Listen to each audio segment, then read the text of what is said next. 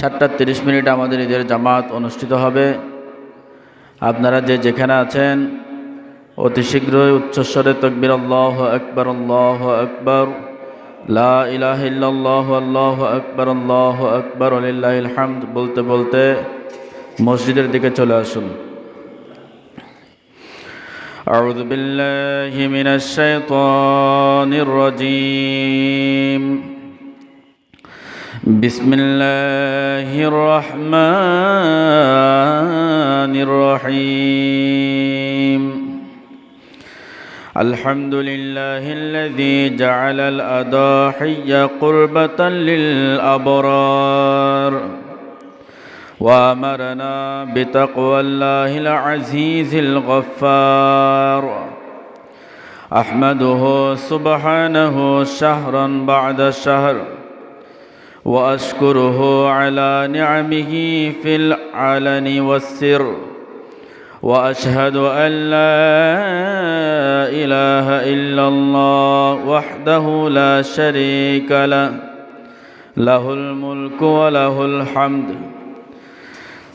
وأشهد أن سيدنا محمدًا عبده ورسوله صاحب الخير اليسر، صلى الله عليه وعلى آله وأصحابه أولي النهى والفخر، في شان حبيبه ومحبوبه آمر ومخبرا.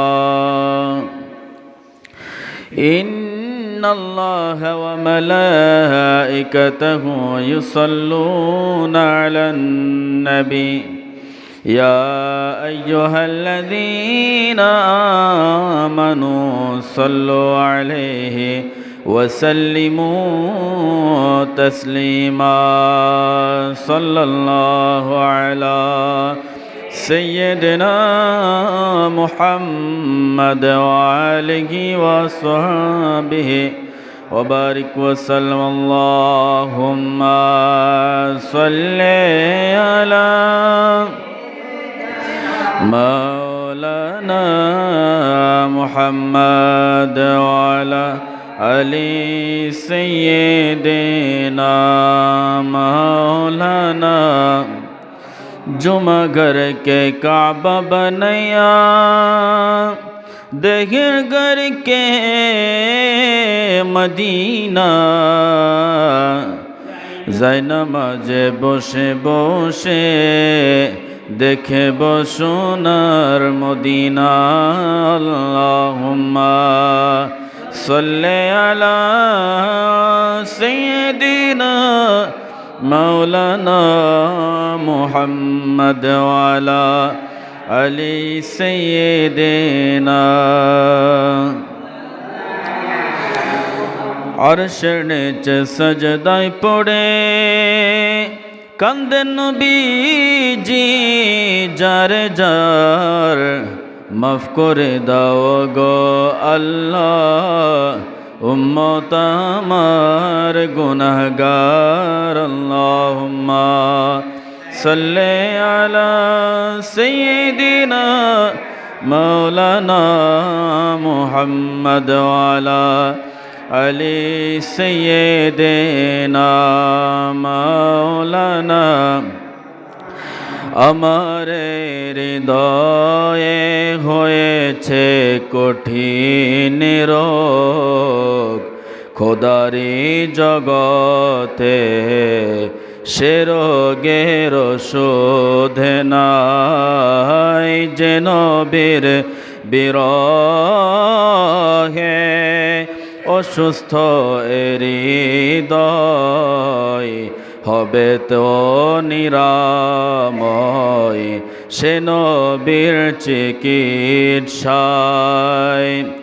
আবু বকর ওমর উসমান হায়দার নবীর সব সাহাবী, সে অসুখে কাতর, সে অসুখে কাতর। প্রেমে যে পড়ে না সেজনে বোঝে না, প্রেমে যে পড়ে না সেজনে বোঝে না, কত যে যাতনা নবী প্রেমে সাধনা।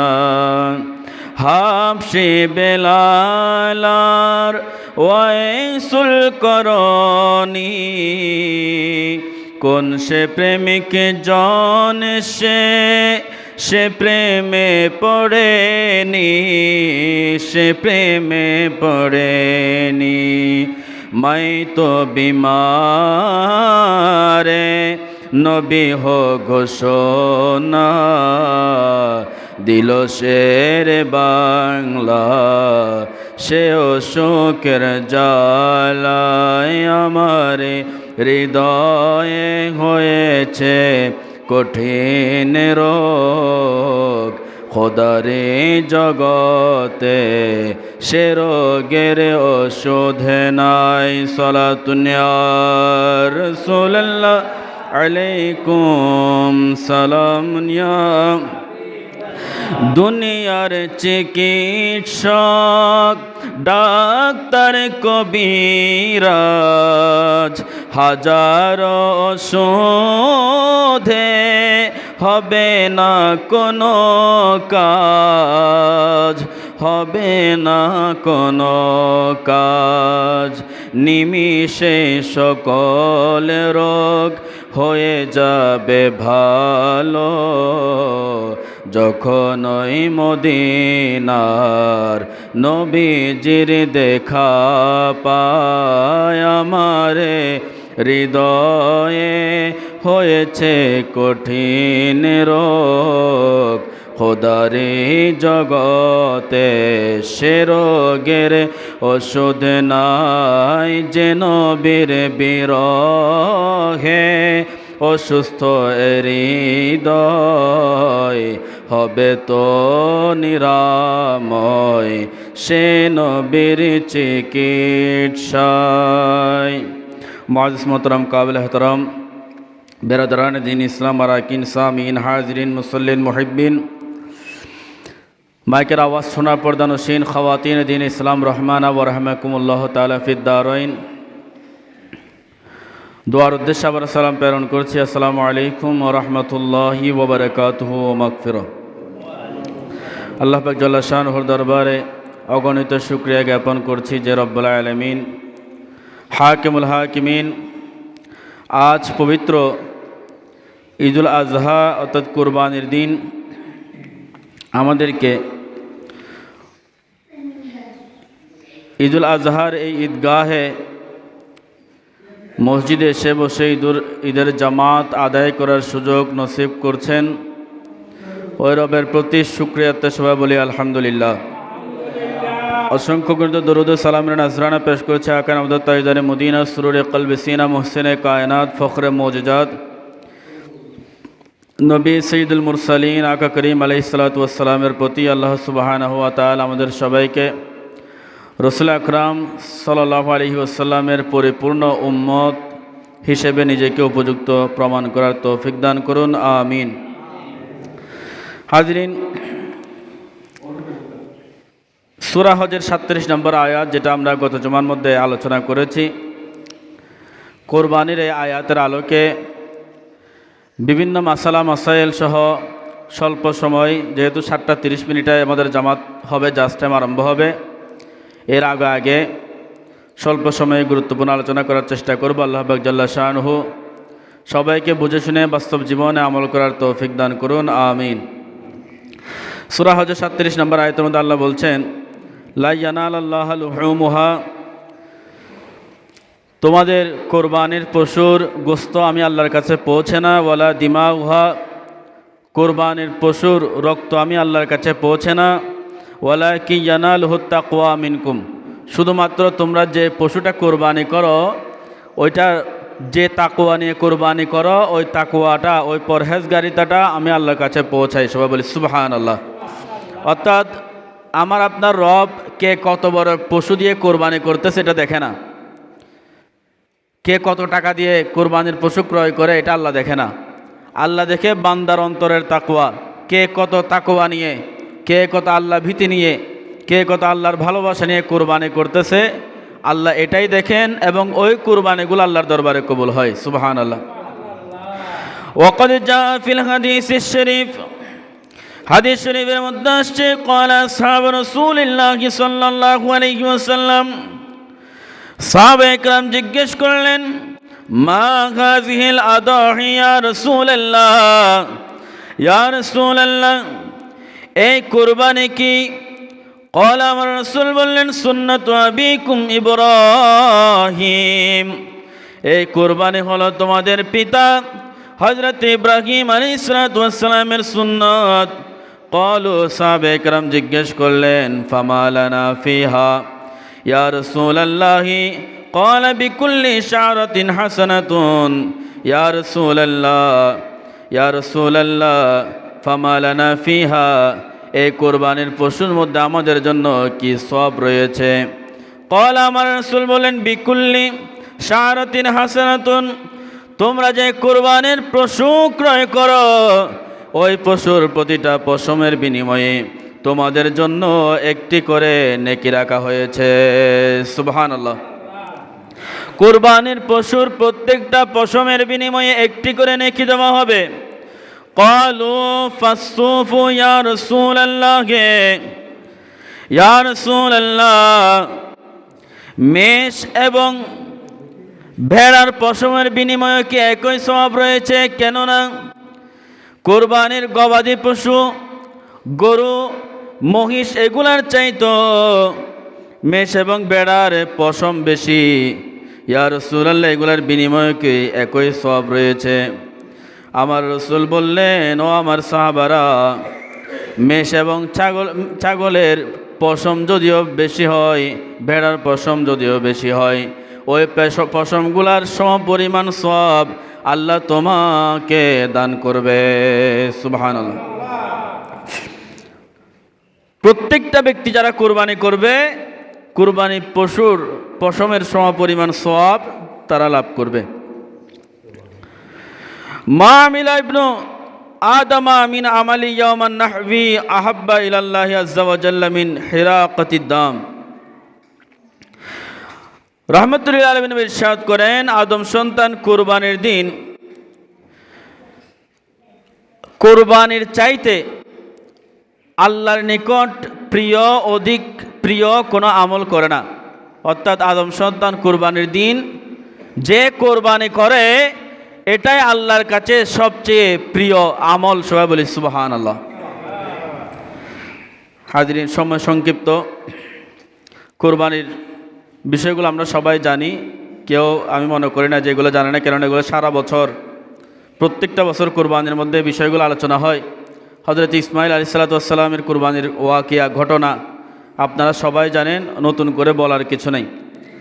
এখন মাসালা বলবো যেগুলো আপনাদের জন্য খুবই গুরুত্বপূর্ণ।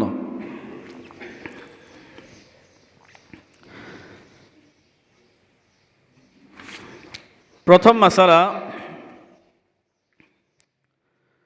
কুরবানির পশুর গোশত বন্টনের নিয়ম এবং গোশতের অধিক হকদারকে। আমরা মাসালা জানি না বিধায় অনেকেই কুরবানির পশুর গোশত বন্টনে আমরা ভুল করে ফেলি, যার কারণে আমাদের কুরবানির ওয়াজিব অনেকের আদায় হয় না। বাদায়ে সানায়ে ফি তারতিবিশ শারায়ে, এই কিতাবের 5 খণ্ডের 81 পৃষ্ঠার মধ্যে আসছে, কুরবানির পশুর গোশত 3 ভাগে বন্টন করা উত্তম। তন্মধ্যে 1 ভাগ নিজের এবং আত্মীয় স্বজনের জন্য, নিজের নিকট আত্মীয়দের জন্য। 2 নাম্বার গরিবদের জন্য এবং চরম অভাবীদের জন্য, মিসকিনদের জন্য। 3 নাম্বার যারা কোরবানি দেয়নি তাদের জন্য। সবাই বলি সুবহানাল্লাহ। এখন একটা বিষয় ক্লিয়ার, অর্থাৎ কেউ যদি কুরবানি না দেয় তার মানে এই নয় যে সে গরিব বা মিসকিন, এরকম নয়। যদি এরকম হতো এখানে 3টা ভাগে ভাগ করা হতো না এবং 1 ভাগ মিসকিন এবং গরিবদের জন্য রাখা হতো না। তিন ভাগের মধ্যে এক ভাগ হচ্ছে আত্মীয় এবং নিজের জন্য, তারপরের ভাগ হচ্ছে গরিব এবং চরম অভাবীদের জন্য, তারপরের ভাগ হচ্ছে যারা কোরবানি দেয়নি তাদের জন্য, অর্থাৎ যারা কোরবানি দিতে পারেনি বিভিন্ন কারণে, তারাও আমাদের যারা কোরবানি দিয়েছে তাদের গোশতের হকদার।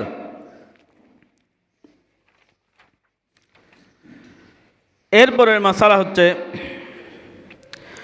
যে কসাই কোরবানির পশু কাটাকুটি করে, অনেকে যারা কোরবানির পশু কাটাকুটি এটা ঝামেলা মনে করে, তারা এলাকা থেকে বা বাইরে থেকে দুই একজন মানুষ টাকার বিনিময়ে কোরবানির পশু কুটে দেওয়ার জন্য, গোশত কোটার জন্য রাখে।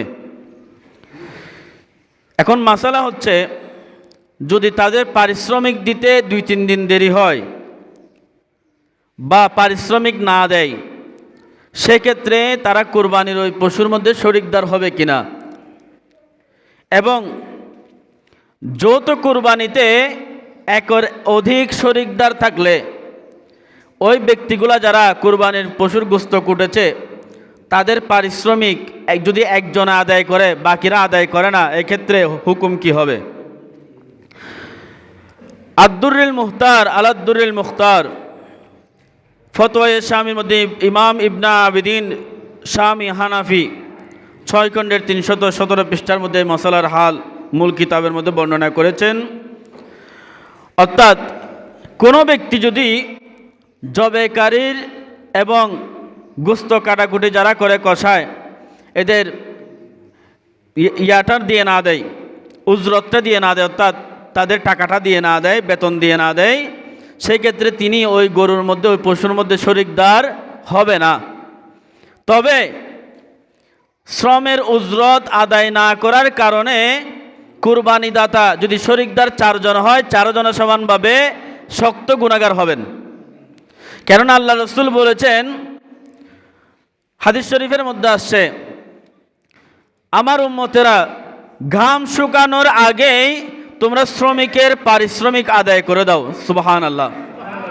অর্থাৎ শ্রমিক যে তোমার কাছে কাজ করেছে, সে কাজ করার ফলে সে যে ঘামেছে, এই ঘাম শুকানোর আগেই তাকে সন্ধ্যাবেলা কি করে দাও? পারিশ্রমিকটা আদায় করে দাও। সেজন্য নিয়ম হচ্ছে কোরবানির পশু যিনি জবাই করবেন, শরীয়তের নিয়ম, কোরবানির পশু যিনি জবাই করবেন, কোরবানির পশু যারা ধরবে, কোরবানির পশু যারা কাটাকুটি করবে, তাদেরকে ওই টাকাটা, ওই পারিশ্রমিকটা সাথে সাথে আদায় করা, অন্যথায় ওই দিনের ভিতরে কি করে দেওয়া? আদায় করে দেওয়া। এটা হচ্ছে সবচেয়ে উত্তম নিয়ম। এবং একজন শরিকদার যদি কোরবানির পশুর যে পারিশ্রমিকগুলো আদায় করে, বাকি 2 জন শরিকদার বা 3 জন শরিকদার আদায় না করে, সেক্ষেত্রে ওই 3 জন শরিকদার গুনাহগার হবে। সেক্ষেত্রে শরীয়তের নিয়ম হচ্ছে প্রত্যেক শরিকদার মিলেমিশে এই পারিশ্রমিকটা কী করতে হবে? বহন করতে হবে। সবাই বসে যে কাকে কত টাকা পারিশ্রমিক দেওয়া যায়, সবার থেকে 3 জন হলে 3 জন শরিকদার থেকে টাকাগুলো সমানভাবে তুলে পারিশ্রমিকটা আদায় করতে হবে। 2 নম্বর মাসালা, কেউ যদি কোরবানির পশু ক্রয় করে কারো কাছে বর্গা রাখে, অর্থাৎ কোরবানি অমুক তারিখ আর 10 দিন আছে, এই 10 দিন তুমি আমার গরুটা লালন পালন করবে, 10 দিন পরে আমি আমার গরুটা তোমার থেকে নিয়ে যাব, সেক্ষেত্রে ওই বর্গা যার কাছে রেখেছে কুরবানির দিন কুরবানি দিয়ে দিয়েছে, কিন্তু বর্গা যার কাছে রেখেছে তার টাকাটা আদায় করে নাই, সেক্ষেত্রে তিনি ওই কুরবানির মধ্যে শরিকদার হয়ে যাবেন কিনা? ফতোয়া হিন্দিয়া ফতোয়া আলমগীরের 5 খণ্ড 300 পৃষ্ঠার মধ্যে 4th পরিচ্ছেদে কুরবানির বিষয়ে আসছে। অর্থাৎ ওই ব্যক্তি শরিকদার হবে না, তবে যিনি তার ওই টাকাটা আদায় করেনি তিনি চরম গুনাহগার হবেন। কেননা খেয়াল রাখতে হবে, কুরবানি হচ্ছে ওয়াজিব, কুরবানি এটা ফরজ ইবাদত নয়। যদি ফরজ ইবাদত হতো প্রত্যেকটা মুসলমানের কুরবানি আদায় করতে হতো। যেহেতু কুরবানি ওয়াজিব অর্থাৎ ফরজের কাছাকাছি, তাই সামর্থ্যবান মুসলমানদের উপরে কুরবানিটা ওয়াজিব, যারা সামর্থ্যহীন তাদের কাছে ওয়াজিব নয়। এ বিষয়ে আমরা পূর্বে মাসালা বর্ণনা করেছি, আপনারা শুনেছেন। গত জুমার মধ্যে মাসালা বর্ণনা হয়েছে যে কারো যদি ব্যাংকে ডিপিএস থাকে তার উপরে কুরবানির হুকুম কী হবে, বা কারো যদি ঋণ থাকে তার উপরে কুরবানির হুকুম কী হবে। এরকম আমরা মাসালা কি করেছি, আলোচনা করেছি গত জুমার মধ্যে, আপনারা শুনেছেন। অর্থাৎ শরিকদার হবে না, কিন্তু তার এই উজরতটা কি করতে হবে, যথাসময়ে সঠিক সময়ে আদায় করে দিতে হবে। এরপরে মাসালা হচ্ছে, অনেকেই পশু জবাই করার সময় বাজার লাগিয়ে দেয়। একটা চিল্লাচিল্লি হুরুস্তুর, তাদের মনে হয় যেন পশু জবাই করার সময় চিল্লাচিল্লি না করলে কুরবানি জমে না, এরকম মনে করে, অর্থাৎ হট্টগোল লাগিয়ে দেয়। সেক্ষেত্রে শরীয়তের হুকুম কি? হেদায়া কিতাবের মধ্যে, যেটা ফিকহ শাস্ত্রের ফতোয়ার সবচেয়ে একটা উচ্চতর একটা কিতাব, হেদায়ার মধ্যে আল্লামা ইমাম বুরহানুদ্দিন সারগানামি এই কিতাবের 4 খণ্ডের 445 পৃষ্ঠার মধ্যে কিতাবুজ যাবে এই অধ্যায়ের মধ্যে আলোচনা করেছেন, কুরবানির পশু জবাই করার সময় হট্টগোল করা এটা স্পষ্ট মাকরুহ। অর্থাৎ কুরবানির পশু যখন জবাই করবে, তখন যারা জবাই করার জন্য ফেলবে তাদেরকে অবশ্যই পশুর প্রতি নমনীয় হতে হবে, আস্তে ধীরে পশুটাকে কষ্ট না দিয়ে ফেলতে হবে, এবং ওই জায়গার মধ্যে যারা উপস্থিত থাকবে তারা সবাই চুপ থেকে দোয়া দরুদ পড়বে। এটা হচ্ছে কুরবানির পশু জবাই করার সময়কার মাসালা। এবং যিনি জবাই করবেন, এক্ষেত্রে একটা মাসালা আছে, যিনি জবাই করবেন, আমরা নিজেরাও অনেক সময় করেছি।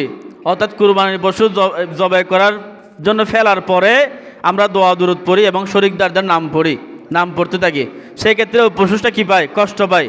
ইসলামী শরীয়তের মাসালা হচ্ছে, অর্থাৎ পশু ফেলার আগে যখন রশি বাঁধতেছে পশু ফেলার জন্য, ওই সময়ের মধ্যে কি করে নিতে হবে, দোয়া দরুদ যা আছে, শরিকদারের নাম যা আছে, আকিকার নাম যাদের দিবে তাদের নামগুলো পড়ে ফেলতে হবে।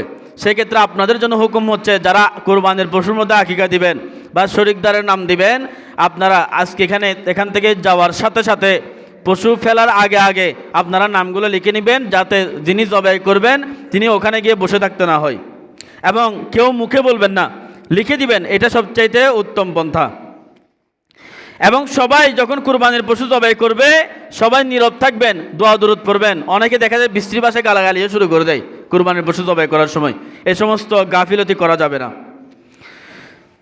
4 নম্বর প্রশ্ন, কুরবানির পশুর নলা, ভুঁড়ি, গোস্ত, মাথা, চামড়া এগুলো বিক্রি করা যাবে কিনা? অনেক জায়গায় বিক্রি করে দেয়, অর্থাৎ কাটাকুটির ভয়ে। মুয়াত্তা ইমাম মালিক এই কিতাবের মধ্যে ইমাম মালিক ইবনে আনাস রাদিয়াল্লাহু তাআলা 188 পৃষ্ঠার মধ্যে মূল কিতাবের মধ্যে বলছেন, কুরবানির পশুর কোনো অঙ্গ বিক্রি করা যাবে না। যদি কেউ বাধ্যগত বিক্রি করে, অর্থাৎ এই কুরবানির পশুর মাথাটা আমি একলা কুরবানি দিচ্ছি, এই মাথাটা কাটাকুটি করার আমার সময় নেই, এই নলাগুলা ভাঙার আমার সময় নেই, এই চামড়া কেউ নিয়ে যাচ্ছে না, অর্থাৎ আমরা বিক্রি করতে হচ্ছে। সেক্ষেত্রে অর্থাৎ আপনারা দেখেন না, ওই যে কুরবানির সময় আপনারা যে চামড়াগুলো দেন, এগুলা যে মাদ্রাসাগুলোর মধ্যে দেন তারা বিক্রি করে, আবার ওই টাকাটা থেকে তারা মাদ্রাসার মধ্যে কী করে, এটা সদকা করে। সেক্ষেত্রে শরীয়তের হুকুম হচ্ছে, কেউ যদি বিক্রি করে কুরবানির পশুর মাথা, নলা বা কুরবানির পশুর যে কোনো অঙ্গ কেউ যদি বিক্রি করে, চামড়া বিক্রি করে, সদকা করে দেওয়া ওয়াজিব। সবাই বলেন সুবহানাল্লাহ। এটা হচ্ছে শরীয়তের হুকুম। অর্থাৎ এই টাকা আপনি নিজের জন্য রাখতে পারবেন না। আমরা আরও আগে দেখেছি, যখন আমরা ছোট ছিলাম, মাদ্রাসার মধ্যে চামড়া দিলে ওখান থেকে কিছু একটা অংশ আবার নিজে নিয়ে আসতো টাকা, অর্থাৎ 1 ভাগ মাদ্রাসা দিয়ে আরেক ভাগ নিজে রেখে দিত। কেউ সদকা করে দিত, কেউ নিজে খেয়ে ফেলতো এই টাকাটা। এই কুরবানির পশুর চামড়া বেচা টাকা, এগুলো খাওয়া যাবে না, এগুলো আপনার জন্য হারাম। এরপরে কুরবানির গোশত বন্টনের বিষয়ে আমি বলেছি যে কিভাবে বন্টন করবেন। আমাদের মধ্যে আবার অনেকে আছেন এই যারা খুবই মানবিক, অর্থাৎ কুরবানির পশু জবাই করে পুরা পশুটা কেউ যদি একলা কুরবানি দেয়, 2 ভাগে ভাগ করে 1 ভাগ পুরাটা কি দিয়ে দেয়, অর্থাৎ ওই যে দানের গোস্তর মধ্যে দিয়ে দেয়, আর 1 ভাগ ওটাকে তারা ভাগ বন্টন করে, 1 ভাগ পুরাটা আত্মীয়স্বজনের জন্য, অর্থাৎ সমাজের জন্য বা এতিম মিসকিনদের জন্য 1 ভাগ পুরাটা দিয়ে দেয়। এটাই হচ্ছে কুরবানির একটা তাকওয়া। অর্থাৎ উনি গোস্ত খাওয়ার জন্য বা গোস্ত ফ্রিজিং করার জন্য কুরবানি করে নাই, উনি মানুষের পাশে দাঁড়ানোর জন্য, যারা কুরবানি দেয় নাই তাদেরকে কুরবানির গোস্ত মুখে তুলে দেওয়ার জন্য কুরবানি করেছেন। এরকম তাকওয়া যদি কারো থাকে, সে কুরবানির সওয়াব তো পাবে, পাশাপাশি আল্লাহ পাক রব্বুল আলামিন হাসরের ময়দানে ওই বান্দাকে পুরস্কৃত করবেন। সবাই বলি সুবহানাল্লাহ। আল্লাহুম্মা সাল্লি আলা মাওলানা মুহাম্মদ ওয়া আলা আলি মাওলানা আল্লাহুম্মা সাল্লি আলা মাওলানা মুহাম্মদ ওয়া আলা আলি সাইয়্যিদিনা। হাজরিন, এরপরে আরেকটা গুরুত্বপূর্ণ মাসালা, কুরবানির পশুর কোন কোন অংশ খাওয়া যাবে না। আমরা শুনেছি কোনো সময় মিডিয়ার মধ্যে অনেক আলেম বলেছেন কুরবানির পশুর অন্ডকোষ খাওয়া যাবে, নাউযুবিল্লাহি মিন যালিক। এখন শরীয়ত আমাকে কি বলে? আমি কি কোনো ব্যক্তির কথা মানব নাকি কোরআন হাদিস এবং ফিকহের কথা মানব? অবশ্যই কোরআন হাদিস এবং ফিকহের কথা মানব। এই যে আমি এখানে দাঁড়িয়ে আলোচনা করতেছি, কেউ একজন দাঁড়িয়ে দেখি বলেন যে হুজুর আপনি নিজের মুখ থেকে নিজের পেট থেকে কথা বলেন, আপনি কখনো কিতাবের দলিল আদিল্লা দিয়ে কথা বলেন না। আমি মনে করি না যে কেউ এরকম বলতে পারবেন। আমাদের প্রতিটা মাসালার মধ্যে, প্রতিটা আলোচনার মধ্যে কোরআন হাদিস এবং ফিকহের স্পষ্ট দলিল থাকে এবং মূল কিতাবের দলিল থাকে। যদি এখানে কোনো জবরদস্ত থেকে জবরদস্ত আলেমও আসে, তিনি গিয়ে মূল কিতাব উল্টাইলে আমাদের এই দলিল আদিল্লাগুলা একদম সাথে সাথে পেয়ে যাবেন। কেননা আমরা একদম মূল কিতাব, যেটা প্রথম রচনা করা হয়েছে, যিনি একদম প্রথম রাবি থেকে রেওয়ায়ত হয়েছে, এরকম মূল কিতাবের পৃষ্ঠা নাম্বার, অধ্যায় নাম্বার সহ দিয়ে আমরা এই মশালাগুলা আলোচনা করে থাকি। কোরবানির পশুর 7টি অংশ খাওয়া মাকরু। বলেন কয়টি অংশ? 7টি অংশ খাওয়া মাকরু। 1 নম্বর ফতোয়া শামির 6 খণ্ড 749 পৃষ্ঠা, আল্লামা ইবনে আবিদিন শামি হানাফি রহমতুল্লাহি আলাইহি বর্ণনা করেন, 1 নম্বরে কোরবানির পশুর প্রবাহিত রক্ত খেতে পারবে না। এখন আপনারা বলেন যে রক্ত কি কেউ খায়? কিন্তু দেখবেন অনলাইনে আমি ওদিন দেখেছি, ভারতের মধ্যে কিছু জায়গা আছে, ওখানে ওনারা ওই যে স্ট্রিট ফুড বিক্রি করে রাস্তার পাশে। এনারা পাহাড়ি সম্প্রদায়, মানে এরা আবার ওই যে আদিবাসীরা, মানে এমনি অন্যরকম এক পাহাড়ি, অর্থাৎ ভিন্ন ধর্মী এক পাহাড়ি। এরা কুরবানির পশুর প্রবাহিত রক্তগুলা কুটে কুটে কি করে রান্না করে খায়, বা এমনি পশুর রক্ত খায়। প্রথমত কুরবানির পশুর প্রবাহিত রক্ত খাওয়া যাবে না। 2 নম্বরে কুরবানির পশুর পুরুষাঙ্গ খাওয়া যাবে না, এটা মুসলমানরা খেতে পারবে না। 3 নম্বরে পশুর অন্ডকোষ খাওয়া যাবে না, ফতোয়া শামি। 4 নম্বরে পশুর স্ত্রী অঙ্গ খাওয়া যাবে না, যদি পশুটা এই গাভী হয়। 5 নম্বরে পশুর মাংস গ্রন্থি বা টিউমার, অনেক পশুর টিউমার থাকে, এই টিউমার খাওয়া যাবে না। 6 নম্বরে পশুর মূত্রথলি খাওয়া যাবে না। 7 নম্বরে পশুর পিত্ত বা পিত্তথলি, যেটা কলিজার সাথে লাগানো থাকে, ওই পিত্তথলি খাওয়া যাবে না। এগুলা খাওয়া স্পষ্ট মাকরু এবং এগুলা খাওয়া যাবে না। তবে পশুর ভুঁড়ি, অর্থাৎ গরুর ভুঁড়ি, ছাগলের ভুঁড়ি, গরুর লেস, লেস বা কান, এগুলা খেতে শরীয়তে কোনো সমস্যা নাই, তবে রুচির উপরে নির্ভরশীল। আপনার রুচি কি বলে? কেউ তো পশুর কান কেউ খায় না, পশুর লেজ তো কেউ খায় না, তো আপনার রুচি কি বলে এটা আপনার রুচির উপরে কি নির্ভরশীল। যেটা বট, অনেক আলেমরা, যেহেতু এটা একটা ইখতিলাফি মাসালা, অনেক এই ফকিগণ বলেছেন এই বট খাওয়া মাকরু, অর্থাৎ পশুর বুড়ি খাওয়া মাকরু। সেক্ষেত্রে ফতোয়া শামির মধ্যে আসছে এই বুড়ি, লেজ, কান, এই 3টা জিনিস এটা আপনার রুচির উপরে নির্ভরশীল। আপনি চাইলে খেতে পারেন, না চাইলে আপনি নাও খেতে পারেন, এটা আপনার রুচির উপর নির্ভরশীল, কোনো সমস্যা নেই। যেভাবে চিংড়ি মাছের ব্যাপারে হানাফি মাযহাবের হুকুম, শুনেন, আমরা অনেকে বিবাহের মধ্যে চিংড়ি মাছ খাই, আমি নিজেও খাই। এটার ব্যাপারে হানাফি মাযহাবের হুকুম হচ্ছে, আপনি যদি এটাকে মাছ মনে করে খান তাহলে এটা উত্তম। যদি আপনি এটাকে মাছ মনে না করেন, একটা পোকা মনে করেন, তাহলে এটা খাওয়া আপনার জন্য মাকরুহ। এটা হচ্ছে হানাফি মাযহাবের হুকুম। আপনারা বিষয় বুঝতেছেন? চিংড়ি মাছ আপনি যদি মাছ মনে করে খান খেতে পারবেন, যদি আপনি এটা অনেকের মধ্যে পোকা মনে করেন, সেক্ষেত্রে আপনার জন্য এটা খাওয়া স্পষ্ট মাকরুহ। এরপরের মাসালা, কেউ যদি অর্থাৎ কোরবানি দেয়, একা কুরবানি দিয়েছে। কেন দিয়েছে? কুরবানির 2 দিন পরে তার মেয়ের বিবাহ। এখন মেয়ের বিবাহের জন্য গরু নিবে, তো সেটা 2 দিন আগে নিয়ে কুরবানিও দিয়ে দিল, ওখান থেকে মেয়ের বিবাহের জন্য গোস্ত সংরক্ষণ করলো বা মেজবানের জন্য গোস্ত সংরক্ষণ করলো। সেক্ষেত্রে শরীয়তের কোনো অসুবিধা আছে কিনা? বাদায়ে সনায়ে কিতাবের 5 খণ্ডের 81 পৃষ্ঠা, যেটা ফিকহ শাস্ত্রের একটা বিশ্ববিখ্যাত কিতাব, এই কিতাবের মূল কিতাবের 5 খণ্ডের 81 পৃষ্ঠার মধ্যে আসছে, কেউ যদি এরূপ করে মেয়ের বিবাহের জন্য বা মেজবানের জন্য এরকম গোস্ত গরু জবাই করে গোস্তগুলো রেখে দেয়, সেক্ষেত্রে শরীয়তের কোনো অসুবিধা নাই। তবে 3 ভাগে গোস্ত ভাগ করে বন্টন করে দেওয়া এটা একটা উত্তম নিয়ম। এটা ডাইরেক্ট আল্লাহ রাসূলের বেঁধে দেওয়া, একদম চাপিয়ে দেওয়া কোনো হুকুম নয়। আপনি যদি চান আপনি গোস্ত বন্টন করতে পারেন, আপনি যদি চান রেখে দিতে পারেন। তবে যেহেতু আমরা সামাজিক প্রাণী, সমাজে বসবাস করি, সেক্ষেত্রে গোস্ত বন্টনের 3 ভাগের নিয়মটা আমাদের জন্য সবচেয়ে উত্তম নিয়ম। সবাই বলি সুবহানাল্লাহ। অর্থাৎ এক কথায় কেউ যদি গোস্তটা রেখে দিতে চান, অর্থাৎ অনুষ্ঠানের জন্য চাইলে সে রাখতে পারে, কোনো শরীয়তের কোনো সমস্যা নাই। এরপরে কোরবানির গোস্ত সংরক্ষণের সময়সীমা সম্পর্কে মাসালা, অর্থাৎ কেউ কোরবানির গোস্ত কয়দিন পর্যন্ত সংরক্ষণ করতে পারবে, ফ্রিজিং করতে পারবে।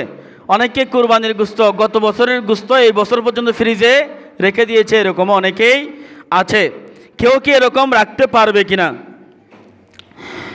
সহিহ মুসলিম শরীফের কিতাবুল আদহিয়া 3 খণ্ডের 1565 নম্বর পৃষ্ঠা 1977 নম্বর হাদিসের মধ্যে আসছে, রাসূল সাল্লাল্লাহু আলাইহি ওয়াসাল্লাম ইসলামের পূর্ব সময়ে, দেখেন এই মাসালার মধ্যে অনেক আলেমরা পর্যন্ত এই মাসালার হাল দিতে পারে না। ওনারা মনে করে কোরবানির পশু বেশি দিন এই ফ্রিজিং করে রাখলে এটা হারাম হবে, এরকম মনে করে। এই মাসালা যেটা আল্লাহ রাসূল বলেছেন 3 দিনের বেশি সংরক্ষণ করা যাবে না। শুনেন, আল্লাহ রাসূল বলেছেন কোরবানির পশুর গোস্ত 3 দিনের বেশি সংরক্ষণ করা যাবে না।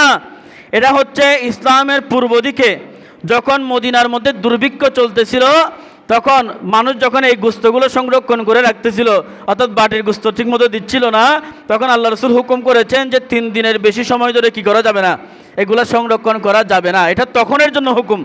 শুনেন, এটা এখন আজকের জন্য নয়, 2026 সালের জন্য নয়, এটা তখনের জন্য হুকুম। বর্তমান সময়ে অর্থাৎ ওই সময়টা যখন কেটে গিয়েছে মদিনার দুর্ভিক্ষ, তখন আল্লাহ রাসূল আবার পুনরায় হুকুম দিয়েছেন যে তোমরা চাইলে কোরবানির পশুর গোস্ত যথানিয়মে দান সৎকার পরে বা দিয়ে দেওয়ার পরে যেগুলো থাকবে তোমাদের অংশ, ওগুলো তোমরা যথানিয়মে সংরক্ষণ করতে পারো। সবাই বলেন সুবহানাল্লাহ। অর্থাৎ কোরবানির পশু আপনি কি 1 বছর রাখবেন নাকি 5 বছর রাখবেন, এটা আপনার ইচ্ছা, যেগুলো আপনার অংশ। কিন্তু যেগুলা মানুষের হক, আপনার আত্মীয়স্বজনের হক, আপনার পাড়াপড়শির হক, গরিব মিসকিনদের হক, এগুলা কি আপনি রেখে দিবেন নাকি দিয়ে দিবেন, এটাও আপনার উপরে নির্ভরশীল।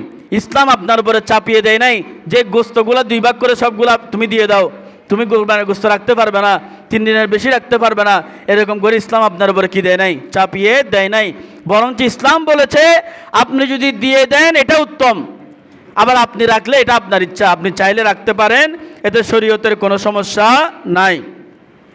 হাজরিন, যারা কোরবানিদাতা আছেন এবং যারা আমাদের যারা গরু ধরার জন্য যাদেরকে ঠিক করা হয়েছে, আপনাদের কাছে আমি বিনীত অনুরোধ করব, যেটা সবসময় একটা বিষয় হয়, আমরা মাসালা বলার পরও যখন এই বিষয়গুলো আমরা পুনরাবৃত্তি দেখি তখন আমাদের এটা দুঃখ লাগে যে কাদেরকে এত বুঝাইলাম, কাদের সামনে আলোচনা করলাম, এরা তো জেলাও সে কদু থেকে গেছে।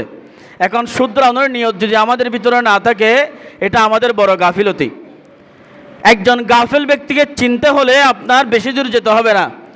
ওই ব্যক্তি যখন দেখবেন সে ভুল শুধরানোর পাত্র নয় এবং বারবার ভুল করেও ভুলটা শুধরানোর চেষ্টা সে করতেছে না, ওই ব্যক্তি যে গাফেল এটা বোঝার বা ভুল নিয়ে অনুশোচনা যার নাই, এটা বোঝার আপনার কোনো উপক্রম থাকবে না যে এই ব্যক্তি কি গাফেল। আপনাদের কাছে আমি অনুরোধ করব, যারা গরু ফেলবেন আপনারা অবশ্যই বুঝে শুনে, অর্থাৎ গরুটার এই অবস্থা আপনারা লক্ষ্য করে, অর্থাৎ গরুটা কি উগ্র কিনা বা এটা শান্ত কিনা, শান্ত বা উগ্র, অর্থাৎ কোনটাকে কোনভাবে ফেলতে হবে আগে এটা দেখে তারপরে গরুটাকে ফেলবেন, যাতে সেটা কষ্ট না পায়, কোনো পশু যাতে কষ্ট না পায়। এবং অবশ্যই কুরবানির পশু যখন ফেলবেন ওই সময় ওই স্থানের মধ্যে কেউ চিল্লা ফাল্লা হট্টগোল কেউ করবেন না। যারা কুরবানির দাতা হবেন এবং যারা ওই জায়গার মধ্যে উপস্থিত থাকবেন প্রত্যেকে চুপ থাকবেন এবং চেষ্টা করবেন ওই সময়টার মধ্যে দোয়া দরুদ পড়ার জন্য। এবং আপনারা এখান থেকে গিয়ে কাগজ লিখে ফেলবেন, অর্থাৎ যাদের আকিকা রয়েছে, যাদের কুরবানির শরীক দাতা আছে, এগুলো এখান থেকে গিয়ে লিখে ফেলবেন, যাতে গরু ফেলার পর আপনাদের একজন একজন করে এই বিষয়টা বলতে না হয়। তারপরে মাসালা হচ্ছে কুরবানির পশু গোস্তগুলো আপনারা যথা নিয়মে, অর্থাৎ কুরবানির পশুর গোস্তর মধ্যে যাতে কোনো কিনা হয় ত্রুটি বিচ্ছুতি না হয়, এই বিষয়ে আপনারা খুবই লক্ষ্য রাখবেন, যাতে মানুষকে যে গোস্তগুলো দেন ওগুলোর মধ্যে বালি না পড়ে, বালি না লাগে। অর্থাৎ আপনারগুলো যেভাবে সংরক্ষণ করবেন, যেগুলো আপনার আত্মীয় স্বজনকে দিবেন, আপনার পাড়াপড়শিকে দিবেন, ওইগুলোকে ওইভাবে সুন্দরভাবে সংরক্ষণ করার চেষ্টা করবেন। অর্থাৎ যেগুলো আমার এগুলো আমি সেভ করে রাখলাম, যেগুলো আমার না যেগুলো আমি বাইরে দিয়ে দিব, ওগুলোকে আমি ধাম ধুম করে মেলা মারলাম, এগুলো আমি নিক্ষেপ করলাম, এগুলোর মধ্যে বালি লেগে গেল, অর্থাৎ এটা মানুষকে দেওয়া আর না দেওয়া উত্তম। তারপর আরেকটা বিষয় হচ্ছে এই যে চামড়ার বিষয়টা, আমাদেরকে ইউনো মহোদয় উপজেলার মধ্যে ডেকে নিয়ে বলেছেন এই বিষয়টা। গত বছর অনেক চামড়া মূল্যহীন হয়ে গেছে, অনেক চামড়া ফেলে দিতে হয়েছে, অনেক চামড়া টাকা কম দামে বিক্রি করতে হয়েছে। কারণ কি? কারণ হচ্ছে অনেকেই পশুর কান রেখে দিয়েছে, চামড়াটা কান থেকে আলাদা করে ফেলেছে, অনেকেই লেজ ফেলে দিয়েছে, অনেকেই চামড়া কাটার সময় গোস্ত থেকে চামড়া ছুটানোর সময় চামড়ার বিভিন্ন জায়গার মধ্যে কাটিং করে ফেলেছে, সেক্ষেত্রে চামড়ার দাম কমে গেছে।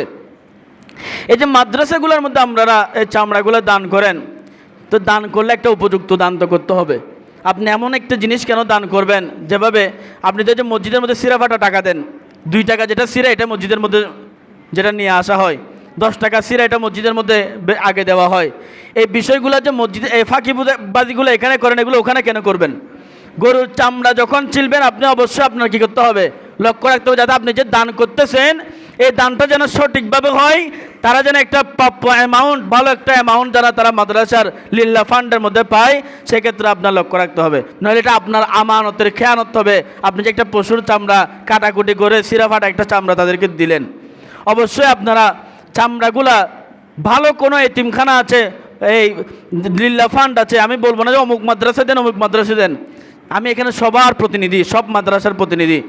যেখানে দরকার হয়, যেখানে আপনার খুব কাছে বা আপনার সন্তান সন্ততি পড়ে, আপনার সন্তান না পড়লেও আপনার এলাকার কারণে কারো সন্তান সন্ততি পড়ে, এরকম মাদ্রাসার উন্নয়নের জন্য, মাদ্রাসার এতিম ছাত্রদের পড়াশোনার জন্য আপনারা আপনাদের চামড়াগুলো দেখে শুনে দান করবেন। নইলে আপনারা হাসরের ময়দান আল্লাহর কাছে জবাবদিহিতার আওতায় আসবেন। আল্লাহ আপনাদেরকে জবাবদিহিতা করবে, তুমি কোন যুক্তিতে অমুক জায়গার মধ্যে তোমার এই জিনিসটা তুমি দিয়েছো, কোন যুক্তিতে দিয়েছো, এই যুক্তি আপনাকে উপস্থাপন করতে হবে আল্লাহর দরবারে। হাজরিন, এরপরের বিষয় হচ্ছে কোরবানির পশুর বজ্র যেখানে সেখানে ফেলা যাবে না। এই বিষয়টা আমাদের এখানে মোটামুটি আমি দেখেছি অনেকটা ভালো, কিন্তু এখান থেকে বের হয়ে সামনে কোনো এলাকায় গেলে দেখা যায় দুর্গন্ধের রাস্তা দিয়ে হাঁটা যায় না।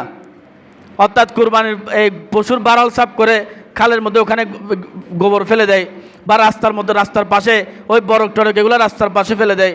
কেন ভাই? আপনি কোরবানি করেছেন, এটা কি এলাকার সব মানুষের কি অপরাধ যে আপনি কোরবানি করেছেন? সবাইকে কি দেখাতে হবে? আপনি কোরবানি করেছেন, আপনার পশুর বজ্রগুলা এই যে কলা পাতা বা যে অগায়ের আপনি যেগুলো নেন ওখানে ব্যবহার করার জন্য যে ইনস্ট্রুমেন্ট প্রাকৃতিক যেগুলো আপনি নেন, ওগুলো আপনি একটা গর্ত করে ওখানে কি করবেন, গর্তের মধ্যে গাড়ি ফেলবেন। এটা হচ্ছে সবচেয়ে উত্তম নিয়ম, যাতে কোনো দুর্গন্ধ ওই স্থানের মধ্যে না ছড়ে। আপনারা একটু এই কাতারগুলো একটু ভালো করে কাতারবদ্ধ হয়ে যান, যাতে বাইরের মানুষগুলো একটু ভালো করে বসতে পারে। যেহেতু বৃষ্টির কারণে আমাদের মসজিদ ঈদগাহ করা হয় নাই, আপনারা একটু সামনের দিকে চলে আসুন এবং কাতারগুলো পুরা করে বসুন। দরুদ শরীফ পড়তে পড়তে সামনের দিকে চলে আসুন। আল্লাহুম্মা সাল্লি আলা মাওলানা মুহাম্মাদ ওয়া আলা আলি সাইয়্যিদিনা আল্লাহুম্মা সাল্লি আলা মাওলানা মুহাম্মাদ ওয়া আলা আলি সাইয়্যিদিনা সালাতুন ইয়া রাসূলুল্লাহ আলাইকুম সালামুন ইয়া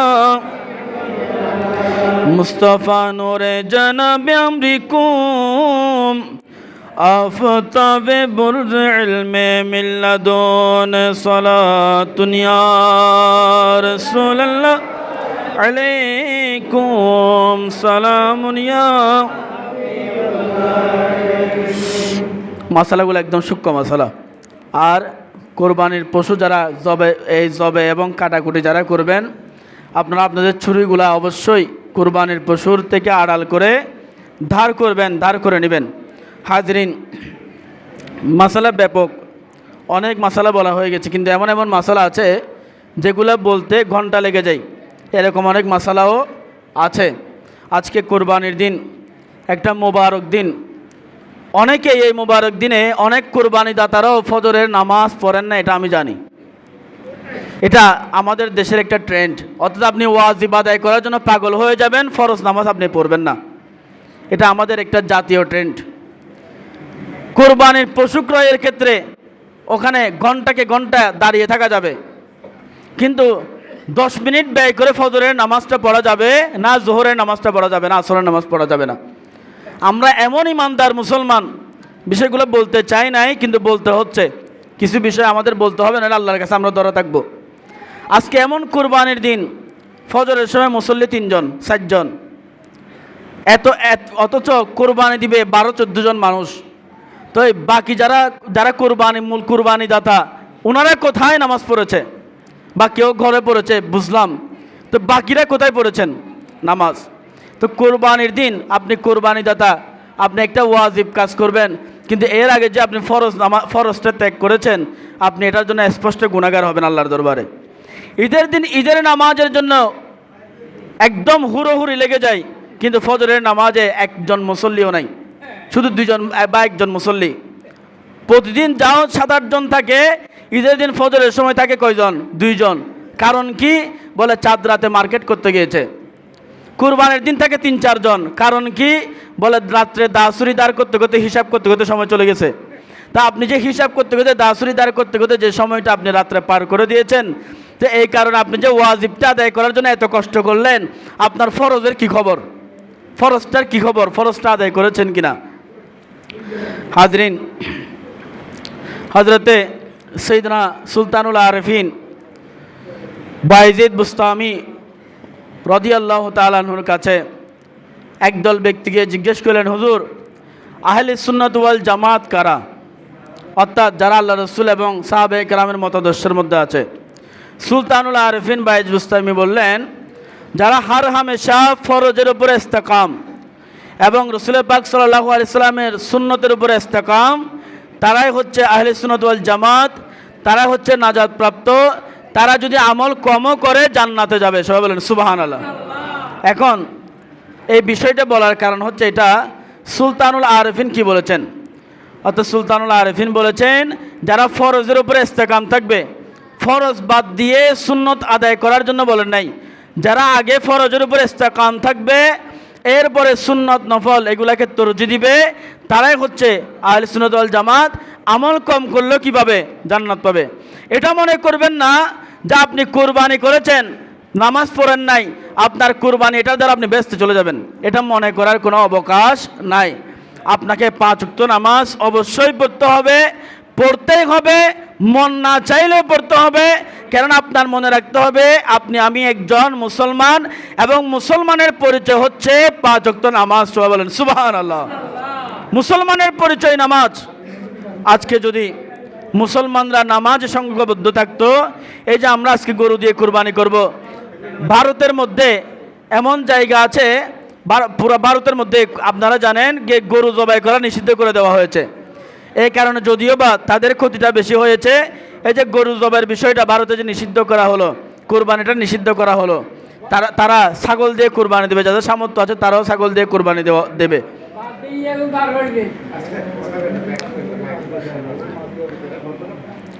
আল্লাহুম্মা সাল্লি আলা মাওলানা মুহাম্মদ ওয়া আলা আলি।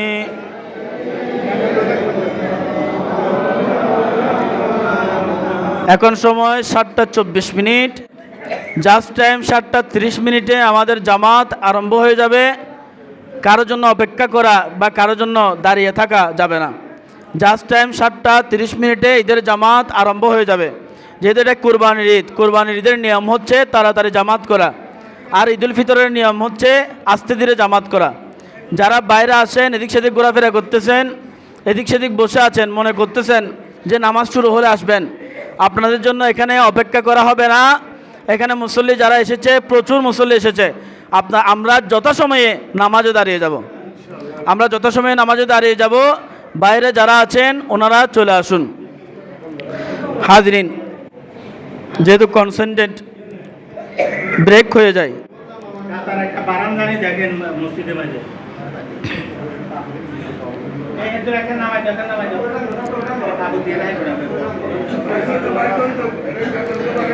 যেহেতু আমাদের ঈদগাহ হয় নাই, আমাদের জায়গার সংকট, সবাই একটু একজন অপরজনকে জায়গা করে দেন। কাতারবদ্ধ হয়ে বসে একজন অপরজনকে জায়গা করে দেন। আমাদের জায়গার সংকট, দয়া করে সবাই একটু কাতারবদ্ধ হয়ে দাঁড়িয়ে যান। সবাই একটু কাতারবদ্ধ হয়ে দাঁড়িয়ে যান, জায়গা হয়ে যাবে।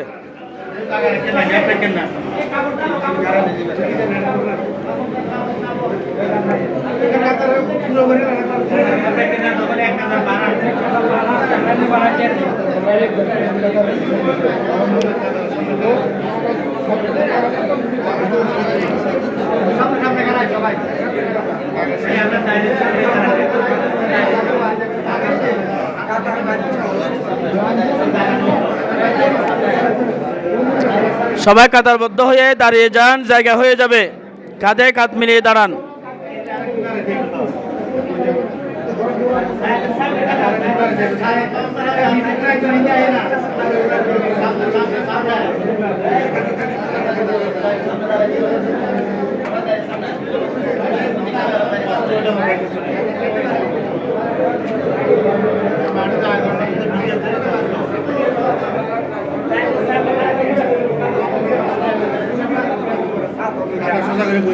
এবার বসে যান, সবাই বসে যান, জায়গা বরাবর বসে যান।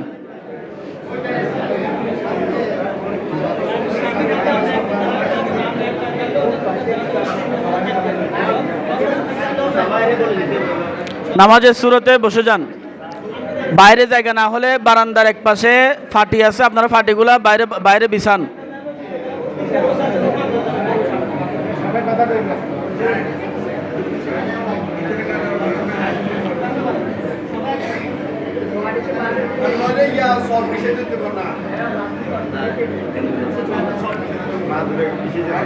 বারান্দার এক পাশে ফাটি যেগুলো আছে এগুলো বাইরে বিছান, বাইরে বিছিয়ে আপনারা বসে যান।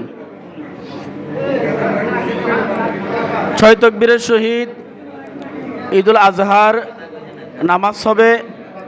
আমরা নামাজের পরে মিলাদ সালাম হবে, জিকির আজকার হবে, তওবা ইস্তেগফার হবে। যেহেতু ঈদুল আজহা সব কিছু সংক্ষেপ হবে ইনশাল্লাহ। এরপর আমরা যার যার কোরবানি আমরা করতে ব্যস্ত হয়ে যাব। কেউ যেহেতু এখানে সমাজ বড়, এক পাশ থেকে এক পাশে যেতে সময় লাগে, কেউ বিষয়গুলো নিয়ে তাড়াহুড়া করবেন না। অনেকে প্রতি বছর কোরবানির দিন চিল্লাফাল্লা লাগিয়ে দেন যে আমার এখানে আগে আসলো না কেন, আমার এখানে আগে আসলো না কেন। নিয়মতান্ত্রিকতা যেখানে, ওখানে ধনী গরিব কোনো ভেদাভেদ নাই। এটা হচ্ছে নিয়মতান্ত্রিকতা।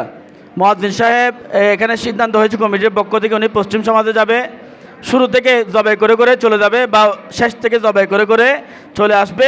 আপনারটা আগে পড়ুক বা পরে পড়ুক, এ বিষয়ে কোনো দ্বন্দ্ব করা যাবে না। যেহেতু সমাজ বড়, জায়গাগুলো বড়, এখান থেকে এখানে যেতে অনেক সময় লেগে যায়।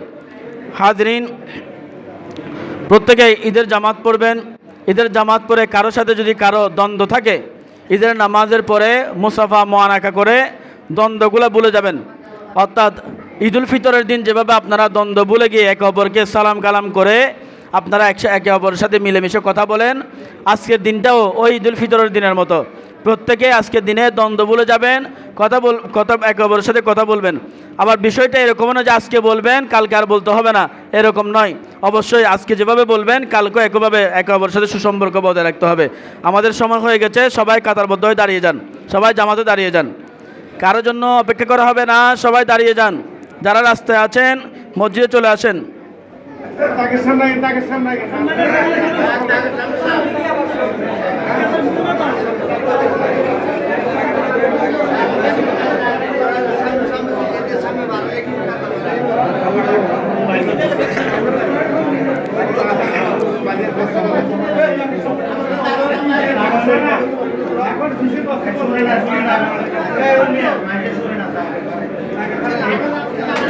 সবাই দাগ বরাবর দাঁড়ান, দাগ বরাবর। এটা মাইক চালু রাখেন, মাইক চালু করে দিন। সবাই দাগ বরাবর দাঁড়ান। এখানে কাতার বাড়ানোর কোনো সুযোগ নাই, আপনারা সেজদা দিতে পারবেন না। পিছনে যারা আছেন আপনারা এখানে ভিতরে যে চাদরগুলো আছে, যদি লাগে কারো চাদর দিয়ে দেন, যদি লাগে চাদর নিয়ে যান।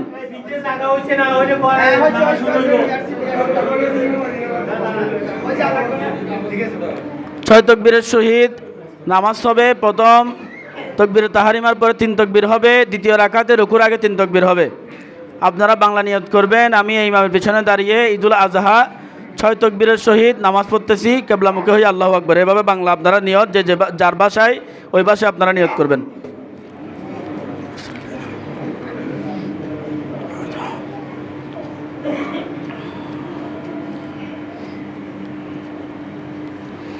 আল্লাহু আকবার।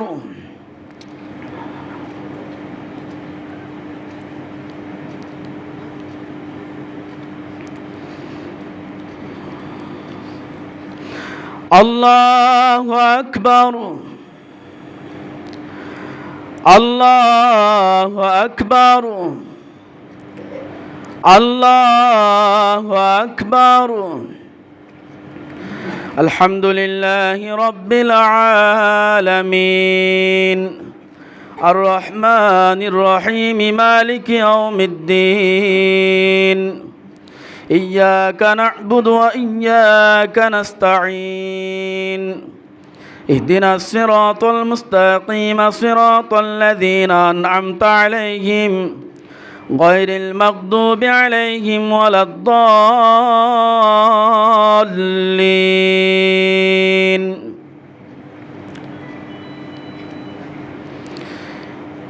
وهو الغفور الودود ذو العرش المجيد فعال لما يريد هل أتاك حديث الجنود فرعون وثمود بل الذين كفروا في تكذيب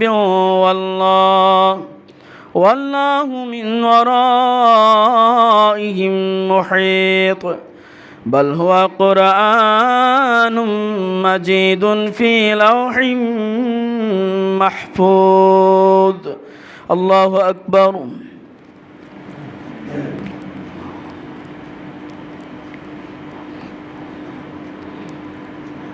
سمع الله لمن حمده الله أكبر.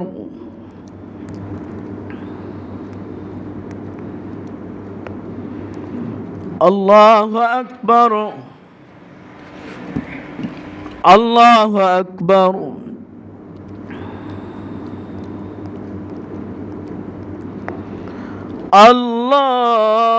الله أكبر. الحمد لله رب العالمين الرحمن الرحيم مالك يوم الدين إياك نعبد وإياك نستعين اهدنا الصراط المستقيم صراط الذين أنعمت عليهم غير المغضوب عليهم ولا الضالين.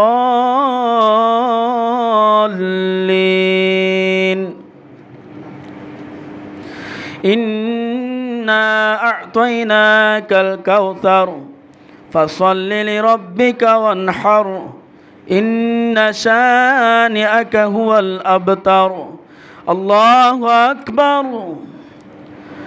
الله أكبر. الله أكبر. الله أكبر.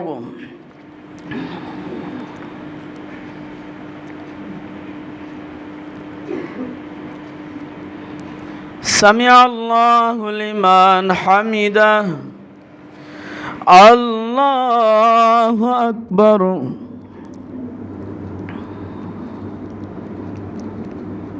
الله أكبر الله أكبر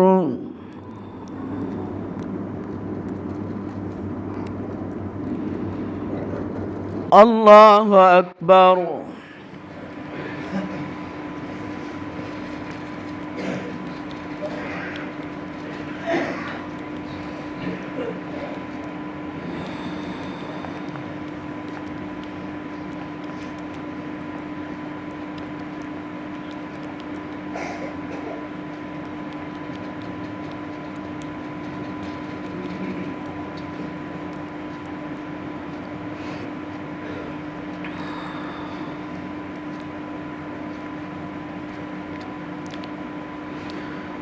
السلام عليكم ورحمة الله السلام عليكم ورحمة الله الله أكبر الله أكبر لا إله إلا الله الله أكبر الله أكبر لله الحمد الله أكبر الله أكبر لا إله إلا الله الله أكبر الله أكبر لله الحمد الله أكبر الله أكبر لا إله إلا الله الله أكبر الله أكبر لله الحمد الله أكبر الله أكبر لا إله إلا الله الله أكبر الله أكبر لله الحمد الله أكبر الله أكبر لا إله إلا الله الله أكبر الله أكبر لله الحمد الله أكبر الله أكبر لا إله إلا الله الله أكبر الله أكبر لله الحمد الله أكبر الله أكبر لا إله إلا الله الله أكبر الله أكبر لله الحمد الحمد لله الحمد لله الذي اتخذ إبراهيم خليلا وابتلاه بذبح ولده إسماعيل وجعل نبينا محمدا صلى الله عليه وسلم حبيبه وسيد الأنبياء والمرسلين الله أكبر الله أكبر لا إله إلا الله الله أكبر الله أكبر لله الحمد ونشهد أن لا إله إلا الله وحده لا شريك له ونشهد أن سيدنا ونبينا وشفيعنا وحبيبنا ومولانا محمد عبده الكامل ورسوله المرتضى اللهم صل وسلم على آل سيدنا محمد صاحب قاب قوسين أو أدنى وصاحب المقام المحمود وعلى آله وأصحابه الذي أشداء على الكفار رحماء بينهم الله أكبر الله أكبر لا إله إلا الله الله أكبر الله أكبر لله الحمد أما بعد فيا أيها المؤمنون الكرام اعلموا أن هذا اليوم يوم عظيم وعيد مبارك للمسلمين وهذا اليوم يذكرنا تضحية إبراهيم عليه الصلاة والسلام إذا أمره الله بذبح ابنه العزيز إسماعيل عليه السلام وقد جاءت في القرآن الكريم هذه القصة فلما بلغ معه السعي قال يا بني إني أرى في المنام أني أذبحك فانظر ماذا ترى قال يا أبت افعل ما تؤمر ستجدني إن شاء الله من الصابرين فلما أسلم وتله للجبين وناديناه أن يا إبراهيم قد صدقت الرؤيا إنا كذلك نجزي المحسنين الله أكبر الله أكبر وقد جاء في الحديث الشريف قال أصحاب رسول الله صلى الله عليه وسلم ما هذه الأضاحي يا رسول الله قال سنة أبيكم إبراهيم قالوا فما لنا فيها يا رسول الله قال بكل شعرة حسنة قالوا فالصوف يا رسول الله قال بكل شعرة من الصوف حسنة وعن عائشة قالت قال رسول الله صلى الله عليه وسلم ما عمل ابن آدم من عمل يوم النحر أحب إلى الله عز وجل من هراقة الدم وأنه لا يأتي يوم القيامة بقرونها وأزلافها وأشعارها وإن الدم لا يقع من الله بمكان قبل أن يقع بالأرض فتيب بها نفسا الله أكبر الله أكبر لا إله إلا الله الله أكبر الله أكبر لله الحمد وقد جاء في الحديث الشريف كان النبي صلى الله عليه وسلم لا يخرج يوم الفطر حتى يطعم ولا يطعم يوم الأضحى حتى يصلي. وقال النبي صلى الله عليه وسلم من كان له ساعة ولم يضحي فلا يقربن مصلنا. يا أيها المسلمون كبروا تكبير التشريق عقيب جميع الصلاة المفروضة من فجر يوم عرفة إلى عصر من أيام التشريق وقولوا الله أكبر الله أكبر لا إله إلا الله الله أكبر الله أكبر ولله الحمد. بارك الله لنا ولكم في القرآن العظيم. أعوذ بالله من الشيطان الرجيم. لا ينال الله لحومها ولا دماؤها ولكن يناله التقوى منكم. الله أكبر الله أكبر لا إله إلا الله الله أكبر الله أكبر ولله الحمد. الحمد لله نحمده ونستعينه ونستغفره ونؤمن به ونتوكل عليه ونعوذ بالله من شرور أنفسنا ومن سيئات أعمالنا. من يهده الله فلا مضل له ومن يضلله فلا هادي له. ونشهد أن لا إله إلا الله وحده لا شريك له. ونشهد أن سيدنا ومولانا محمد عبده ورسوله صلى الله عليه وعلى آله وأصحابه وسلم. خصوصا منهم على أمير المؤمنين أبي بكر الصديق رضي الله تعالى عنه وعلى عادل الأصحاب عمر بن الخطاب رضي الله تعالى عنه وعلى كامل الحياء والإيمان عثمان بن عفان رضي الله تعالى عنه وعلى أسد الله الغالب علي بن أبي طالب كرم الله تعالى وجهه الكريم وعلى أبنائه الكريمين سيدا شباب أهل الجنة الحسن والحسين رضي الله تعالى عنهما وعلى أمهما سيدتي نساء أهل الجنة فاطمة رضي الله تعالى عنها وعلى أمهات المؤمنين وعلى أمه الشريفين حمزة والعباس وعلى سائر الأنصار والمهاجرين والتابعين ومن تبعهم رضوان الله تعالى عليهم أجمعين. اللهم انصر من نصر دين سيدنا ومولانا محمد صلى الله عليه وسلم. ربنا يا مولانا وجعلنا منهم وخذل من خذل دين سيدنا ومولانا محمد صلى الله عليه وسلم. ربنا يا مولانا ولا تجعلنا منهم. اللهم أعز الإسلام والمسلمين. اللهم أعز الإسلام والمسلمين. اللهم أعز الإسلام والمسلمين واحفظهم من الكفار والمشركين والمنافقين. اللهم اجعل بلدنا هذا وسائر بلاد المسلمين آمنة مطمئنة واجعل أئمة المسلمين في من خافك وأحب رسولك واتبع أولياءك برحمتك يا أرحم الراحمين. ولا تسلط علينا بذنوبنا من لا يخافك ولا يرحمنا.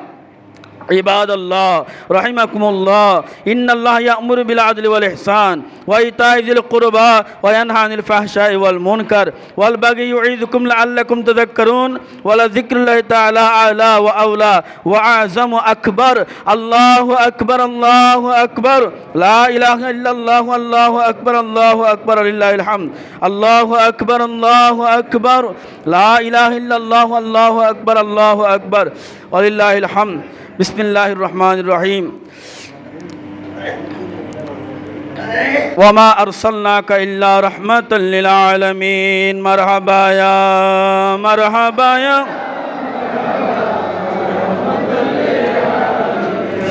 आके आमदेन फलक मेरा जिगोस्त अम्बिया व औलिया मुहताज ओस्त.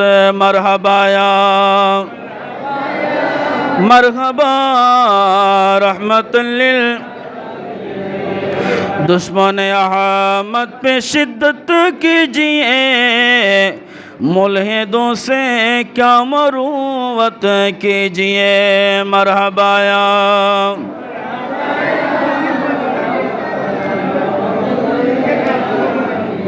जलवागर हो आय चेरागे कोगे तूर नासोगे तूरी तो इंजिल व ज़बूर. मरहबाया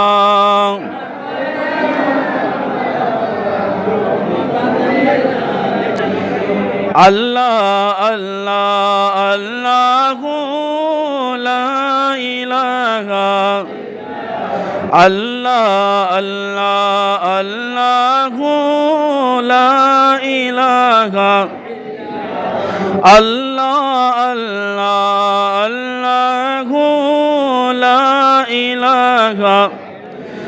जिब्रील आए झूला झूलाने लोरी दे गिलमान जिब्रील आए झूला झूलाने लोरी दे गिलमान सोजा सोजा रहमत आलम दो जाने का सुल्तान नबी जी अल्लाह अल्लाह अल्लाह अल्लाह पाकेर प्रिय हाबिब मुहम्मद रसूल अल्लाह पाकेर प्रिय हाबिब मुहम्मद रसूल সবার আগে হলেন তিনি সৃষ্টি কুলের মূল নবীজি আল্লাহ আল্লাহ আল্লাহ ইল্লাহু আল্লাহ আল্লাহ আল্লাহ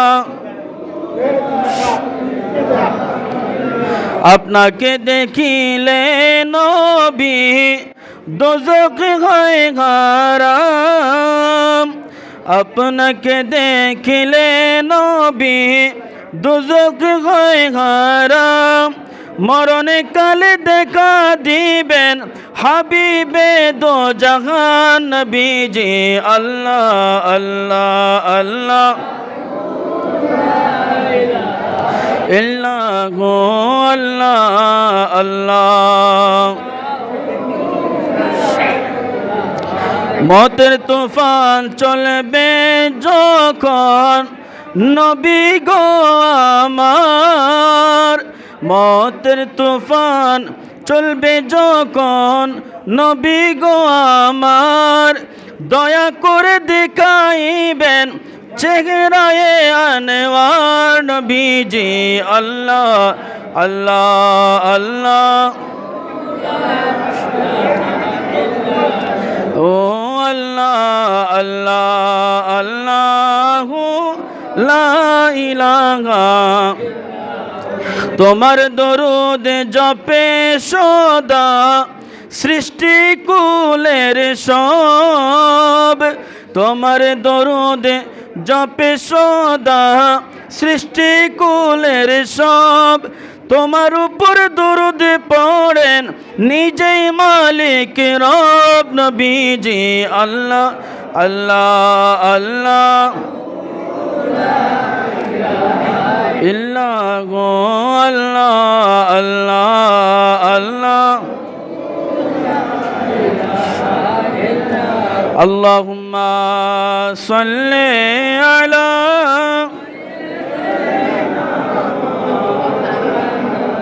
মুহাম্মাদ ওয়া আলা আলি সাইয়্যিদিনা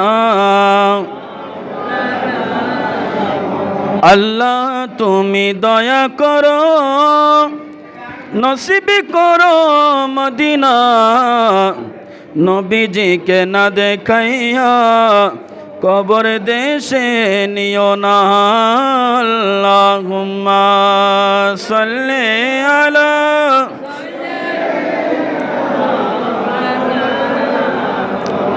ওয়া আলা আলি সাইয়্যিদিনা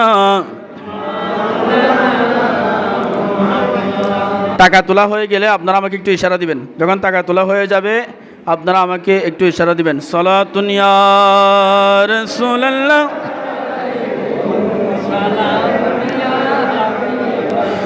তোমার প্রেমের গো রাসূল নাই যে তুলনা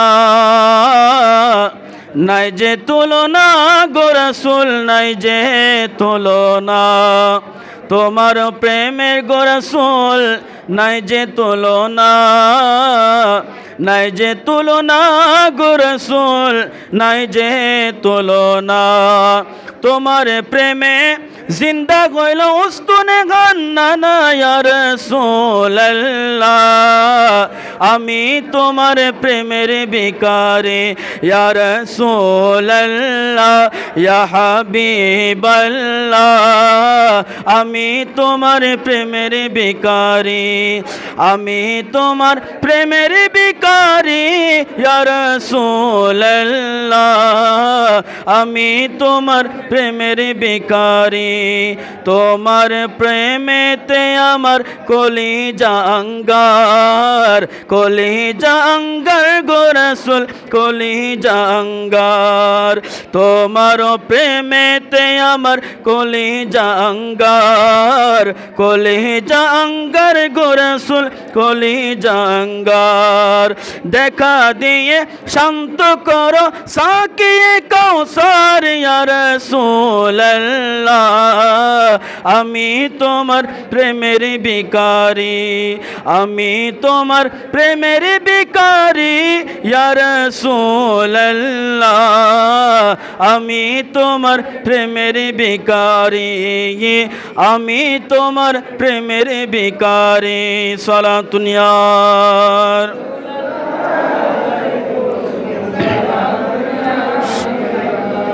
হেজাব উঠাও দিদারে দেখাও ধন্য করো মোরে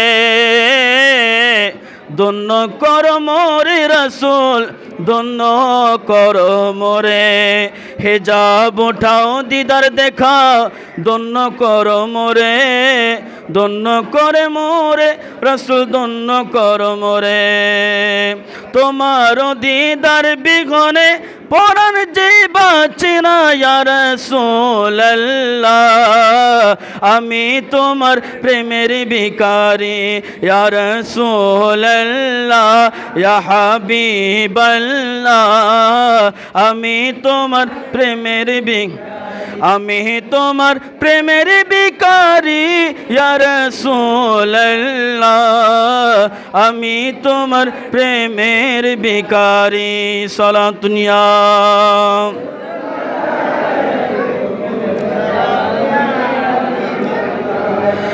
আমি বাণিজ্যতে যাব এবার মদিনা শহর আমি বাণিজ্যতে যাব এবার মদিনা শহর আমি এই দেশে গুনাহগার ছিলাম জীবনে ভর আমি বাণিজ্যতে যাব এবার মদিনা শহর আমি বাণিজ্যতে যাব এবার মদিনা শহর সালাতুন ইয়া রাসূলুল্লাহ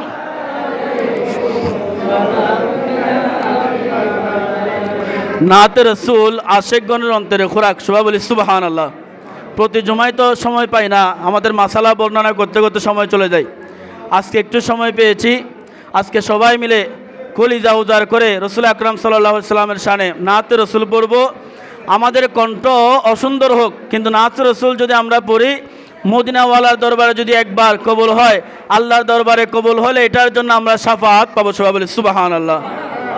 পাঞ্জে গানার বাজারে যেথা বসে দিন রাতে 2 টাকা আল্লাহ রাসূল ফুজিনি ঘাতে কত পথের ফকির সওদাগরি কত পথের ফকির সওদাগরি হলো সওদাগর আমি বাণিজ্যতে যাব এবার মদিনা শহর আমি বাণিজ্যতে যাব এবার মদিনা আমার মালিক মুখতার প্রিয় নবী আমার মালিক মুখতার প্রিয় নবী যার হাতে সকল ভান্ডারের চাবি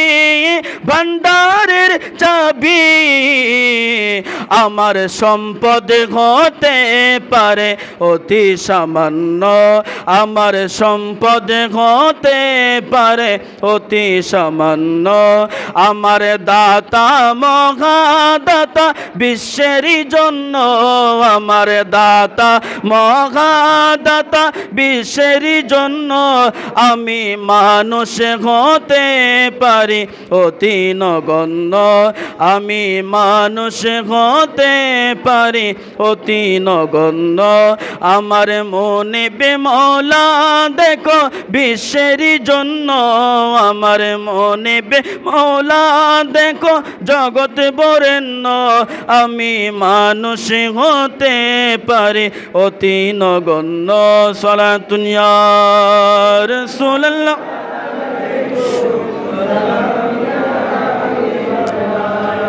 টাকা তোলা শেষ? শেষ হলে আমাকে ইশারা দিবেন, আমরা মিলাদ কিয়াম করব। যদি শেষ না হয়, যদি আমরা কিয়ামে দাঁড়িয়ে যাই, তারা টাকা তুলতে অসুবিধা হবে। শেষ হলে আমাকে বলবেন। সালাতুন ইয়া রাসূলুল্লাহ।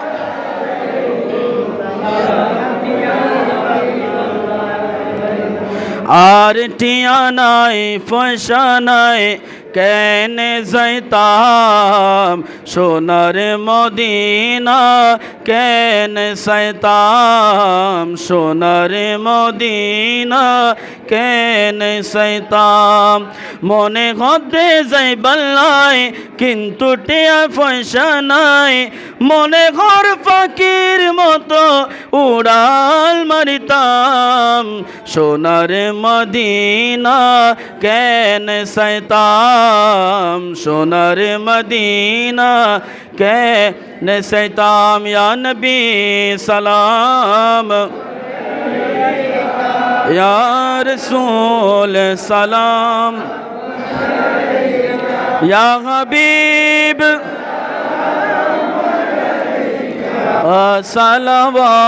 সালাওয়াতুল্লাহ, सैयदी या रसूल अल्लाह, आका या हबीब अल्लाह,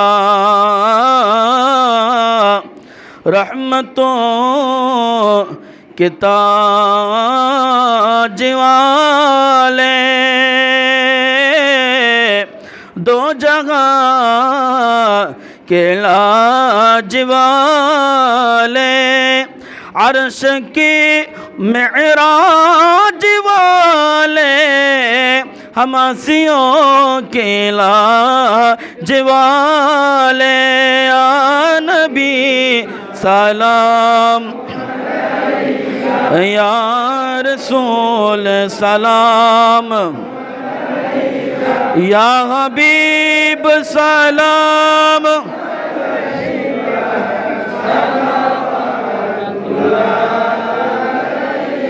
अस्सलातु वस्सलामु अलैका या रसूल अल्लाह,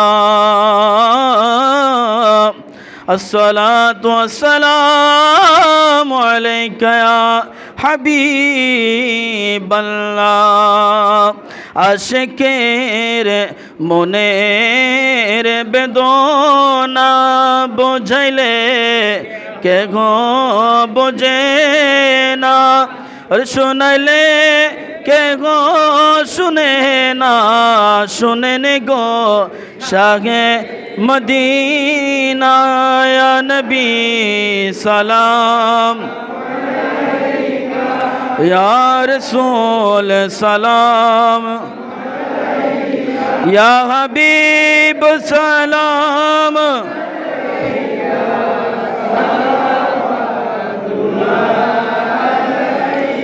हम यहाँ से पुकारे आका मदीने से सुने, मुस्तफ़ा की समात पहला, मुस्तफ़ा जाने रहमत पहला,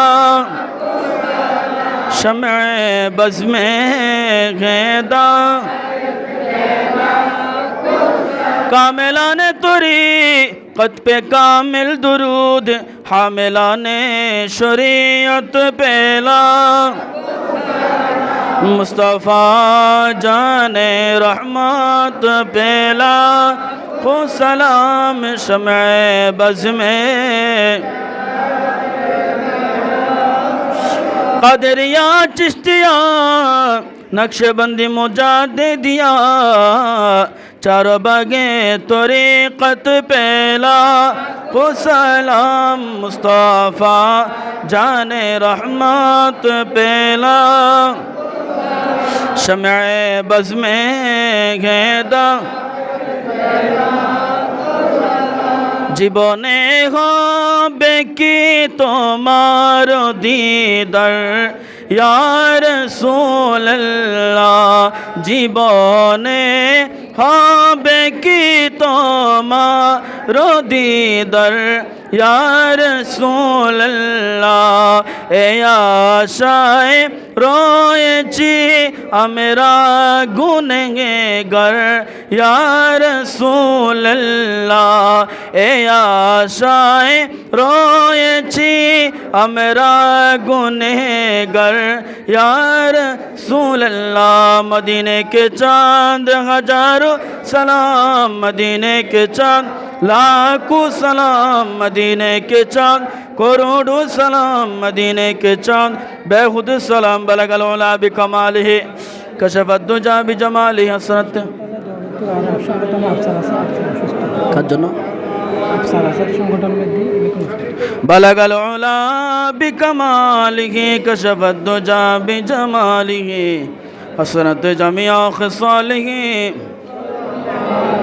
सुबहान अल्लाह वल्हम्दुलिल्लाह ला इलाहा इल्लल्लाह सुबहान अल्लाह वल्हम्दुलिल्लाह ला इलाहा इल्लल्लाह ला इलाहा हस्बी रब्बी जल्लल्लाह माफी قلبي غير الله نور محمد صلى الله لا إله إلا الله لا إله إلا الله لا إله لا إله إلا الله محمد رسول الله صلى الله عليه وسلم إلا الله إلا الله إلا الله إلا الله إلا الله إلا الله إلا الله إلا الله لا إله إلا الله محمد رسول الله صلى الله عليه وسلم الله الله الله الله الله الله الله الله الله الله لا ইলাহা ইল্লাল্লাহু মুহাম্মাদুর রাসূলুল্লাহ সাল্লাল্লাহু আলাইহি ওয়াসাল্লাম প্রত্যেকে নামাজের সূরাতে বসেন আমরা তওবা ইস্তিগফার পড়ব নামাজের সূরাতে বসেন এরপর আমাদের মোনাজাত হবে আস্তাগফিরুল্লাহ রাব্বি মিন কুল্লি যামবি ওয়া আতুবু ইলাইহি লা হাওলা ওয়ালা কুওয়াতা ইল্লা বিল্লাহিল আলিয়্যিল আযীম আস্তাগফিরুল্লাহ রাব্বি মিন কুল্লি যামবি ওয়া আতুবু ইলাইহি লা হাওলা ওয়ালা কুওয়াতা ইল্লা বিল্লাহিল আলিয়্যিল আযীম লা ইলাহা ইল্লাল্লাহু মুহাম্মাদুর রাসূলুল্লাহ সাল্লাল্লাহু আলাইহি ওয়াসাল্লাম আশহাদু আল্লা ইলাহা ইল্লাল্লাহু ওয়াহদাহু লা শারীকা লাহু ওয়া আশহাদু আন্না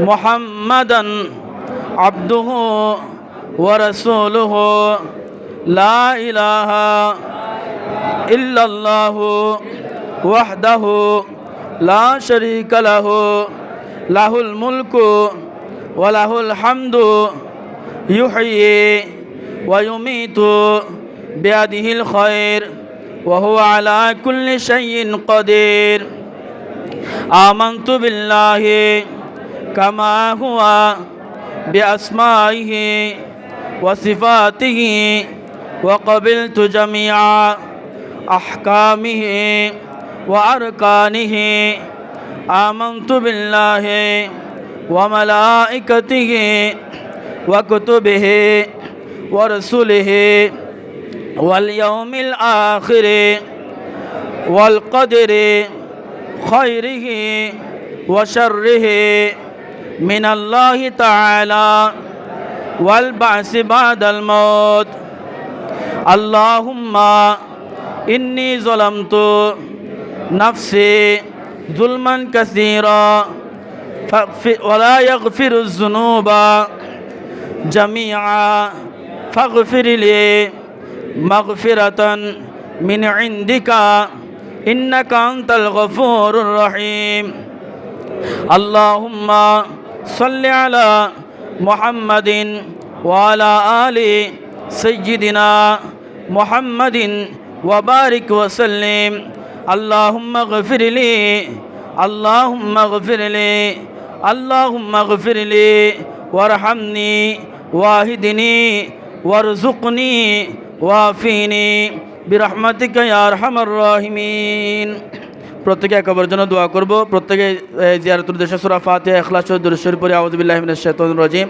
বিসমিল্লাহির রহমানির রহিম আলহামদুলিল্লাহি রাব্বিল আলামিন আর রহমানির রহিম মালিকি ইয়াউমিদ্দিন ইয়্যাকা না'বুদু ওয়া ইয়্যাকা নাস্তাঈন ইহদিনাস সিরাতাল মুস্তাকিম সিরাতাল লাযিনা আন'আমতা আলাইহিম গায়রিল মাগদুবি আলাইহিম ওয়ালাদ-দাল্লিন আমিন বিসমিল্লাহির রহমানির রহিম কুল হুয়াল্লাহু আহাদ আল্লাহুস সামাদ লাম ইয়ালিদ ওয়া লাম ইউলাদ ওয়া লাম ইয়াকুল লাহু কুফুয়ান আহাদ قل هو الله احد الله الصمد لم يلد ولم يولد ولم يكن له كفوا احد قل هو الله احد الله الصمد لم يلد ولم يولد ولم يكن له كفوا احد اللهم صل على سيدنا محمد وعلى ال سيدنا محمد وبارك وسلم اللهم صل على سيدنا محمد وعلى ال سيدنا محمد وبارك وسلم اللهم صل على سيدنا محمد وعلى ال سيدنا محمد وبارك وسلم হাজিরিন একবার জন্য দোয়া করবেন আর বিশেষ করে একটা গুরুত্বপূর্ণ মাসালা এটা এই বিতর্ক না হওয়ার জন্য বলে দিতে হয় ইসলামী শরীয়তের স্পষ্ট মাসালা হচ্ছে কোনো বড় জামাতে যদি তাকবীরগত বা হাত উঠানোগত বা যে কোনো ছোটোখাটো ভুল হয় কোনো বড় জামাতে যেমন ঈদের জামাত জানাজার জামাত ঈদুল আজহা ঈদুল ফিতরের জামাত ইস্তেসকার জামাত এগুলোর মধ্যে যদি কোনো ত্রুটি বিচ্ছুতি হয়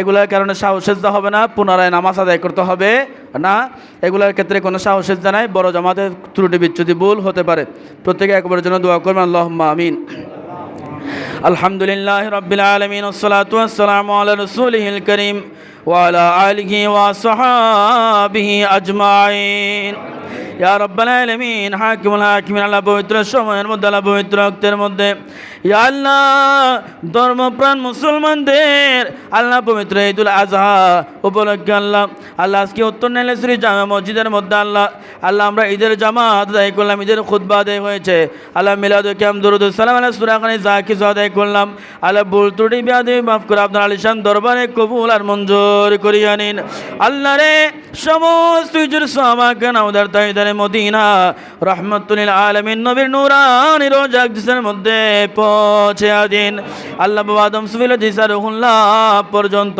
যত মুরসালা গায়রে মুরসাল আম্বিয়া আলাইহিস সালাতু ওয়াস সালাম দুনিয়া থেকে পর্দা করেছেন আল্লাহ প্রত্যেকের নামে নামে এগুলোর সবটুকু পৌঁছে দিন ইয়া আল্লাহ সাবির রাসূলুল্লাহ রাসূলুল্লাহ খুলাফায়ে রাসূলুল্লাহ শুহাদা রাসূলুল্লাহ ওব্বে রাসূলুল্লাহ উম্মাতুল মুমিনিন আজওয়াজ মুতাহহারিদুল্লাহ তাআলা সালফে সালিনা মেশরুদ দাইমা তরিকত দাইমা মারিফত দাইমা হাকিকত ইয়া আল্লাহ চার মাযহাবের চার ইমাম সহ আসমানের জমির উপর মাসিক তোমাকে সীমান্ত জুনুব পর্যন্ত যত ওলি আব্দুল হাদি গৌস কুতুব আবার আপন মাদারে পাকের মধ্যে আরাম ফরমাতুন আল্লাহ প্রত্যেকের নামে নামে এগুলোর সবটুকু পৌঁছে দিন মালিক রে সারা বিশ্বের যেখানে আছে যত মুসলমান মুমিন মুমিনের সেই দলা বিশেষ করে আল্লাহ এলাকার মধ্য থেকে তো মুসলমান নারী কোরের বাসিন্দা হয়েছেন আল্লাহ যুগ যুগ ধরে আল্লাহ মসজিদ প্রতিষ্ঠা লগ্ন থেকে যারা মসজিদের খেদমত করে জায়গা দিয়ে জমিন দিয়ে আর্থিক বা মানসিকভাবে সাহায্য সহযোগিতা করে আল্লাহ কবরস্থ হয়েছেন প্রত্যেকের কবরের মধ্যে এগুলোর সবটুকু পৌঁছে দিন মালিক রে আমরা যারা হাত বাড়িয়েছি আল্লাহ আমাদের কারো মা নাই কারো বাবা নাই আল্লাহ আজকে কুরবানির দিন মা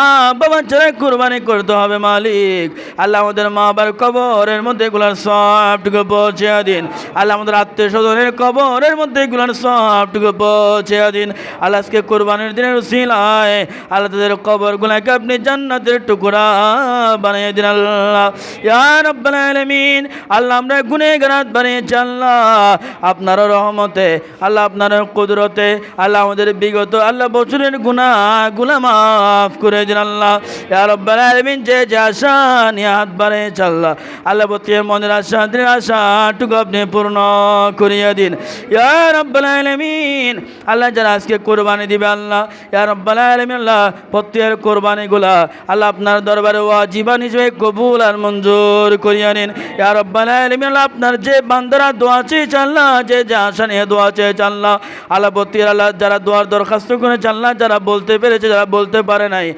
প্রত্যেকের দোয়া দরখাস্ত আপনি কবুল আর মঞ্জুর করে নিন আল্লাহ ইয়া রাব্বাল আলামিন আপনার বান্দা আলাইব খান দোয়া চেয়েছে মরহুম সিদ্দিক আহমদ সকিনা বেগম ইয়া রাব্বাল আলামিন তাদের জন্য মরহুম সিদ্দিক আহমদের কবরকে জান্নাত বানাইয়া সকিনা বেগমকে আপনি দীর্ঘ সুস্থ হায়াত জিন্দগি নসিব করে দিন আল্লাহ। ইয়া রাব্বাল আলামিন এনামুল হক দোয়া চেয়েছেন আল্লাহ, আল্লাহ তার আব্বাজান মরহুম ইলিয়াস, আল্লাহ তার কবরকে আপনি জান্নাতের টুকরা বানিয়ে দিন আল্লাহ। ইয়া রাব্বাল আলামিন তার সন্তান সন্ততিদেরকে আপনি মানুষের মতো মানুষ করতে পারে তৌফিক দান করুন। ইয়া রাব্বাল আলামিন মরহুম নূর ইসলাম, আল্লাহ বাগিচা খাতুন, নাজমা খাতুন, আব্দুর রব, আল্লাহ তাদের জন্য দোয়া চাইছে আল্লাহ, আল্লাহ তাদের আল্লাহ কবরকে আপনি জান্নাতের টুকরা বানিয়ে দিন আল্লাহ। আল্লাহ নিজামের ব্যবসা বাণিজ্যের মধ্যে কোটি কোটি বরকত নসিব করে দিন আল্লাহ। ইয়া আল্লাহ এলাকার মধ্যে যারা ব্যবসা বাণিজ্য করে আল্লাহ কামারিজি করে আল্লাহ, আল্লাহ শহরে বন্দরে আল্লাহ প্রবাসে আল্লাহ যে যেখানে আছে আল্লাহ প্রত্যেকের কামারিদের মধ্যে কোটি কোটি বরকত নসিব করুন আল্লাহ। আল্লাহ এলাকার প্রত্যেক মানুষকে আপনি কবুল করুন আল্লাহ, প্রত্যেক মানুষকে পাঁচ ওয়াক্ত নামাজি কালামি পরহেজগার মুত্তাকি মুমিন মুমিনা বানিয়ে দিন আল্লাহ। আল্লাহ ঘরের মধ্যে থেকে মা বোন যারা হাত বাড়িয়েছে আল্লাহ, আল্লাহ মা বোনদেরকে পর্দা নসীন হয়ে চলাফেরা করার তৌফিক দান করুন। ইয়া রাব্বাল আলামিন আল্লাহ উত্তর নাইলেশ্বরী আল্লাহ মদিনার কাফেলার আল্লাহ আল্লাহ মোহাম্মদ আফসার আল্লাহ সে আল্লাহ অ্যাক্সিডেন্ট হয়েছে আল্লাহ, অসুস্থতার মধ্যে আছে আল্লাহ, আল্লাহ তাকে আপনি শাফায়ে কামেলা নসিব করে দিন আল্লাহ। ইয়া রাব্বাল আলামিন আমাদের মসজিদ কমিটি মাদ্রাসা কমিটিকে আল্লাহ মসজিদ মাদ্রাসার আল্লাহ খেদমতে আল্লাহ আল্লাহ বিশেষ কাজ করার তৌফিক দান করুন আল্লাহ। আল্লাহ আমাদের মসজিদের আল্লাহ বারান্দা প্রয়োজন আল্লাহ, আমাদের মসজিদটা 2 তলা হওয়া প্রয়োজন আল্লাহ। ইয়া রাব্বাল আলামিন আল্লাহ এখানে কেউ সামর্থ্যবান নাই আল্লাহ, আপনার চাইতে বড় সামর্থ্যবান কেউ নাই। ইয়া রাব্বাল আলামিন আপনার উত্তম ব্যবস্থা নসিব করে দিন আল্লাহ। ইয়া রাব্বাল আলামিন আল্লাহ খাস করে মেহেরবানি করে আজকে ঈদুল আজহার দিন আল্লাহ যে যে আশা নিয়ে হাত বাড়িয়েছে আল্লাহ আখরি ফরিয়াদ আল্লাহ প্রত্যেকের মনের আশাগুলো আপনি পূর্ণ করিয়ে দিন। বিজুদি সুবহানাকা রব্বানা ওয়া রাব্বিল ইজ্জাতি আম্মা ইয়াসিফুন ওয়া সালামুন আলাল মুরসালিন আলহামদুলিল্লাহি রাব্বিল আলামিন ওয়া বিহাক্কি লা ইলাহা ইল্লাল্লাহু মুহাম্মাদুর রাসূলুল্লাহ সাল্লাল্লাহু আলাইহি ওয়াসাল্লাম। ঈদ মুবারক।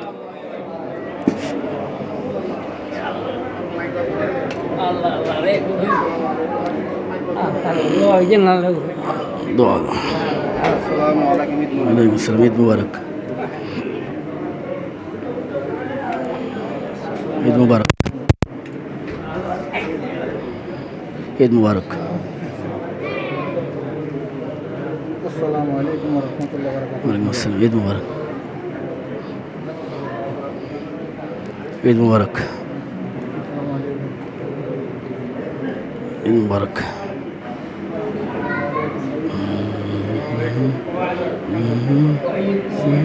ঈদ মুবারক,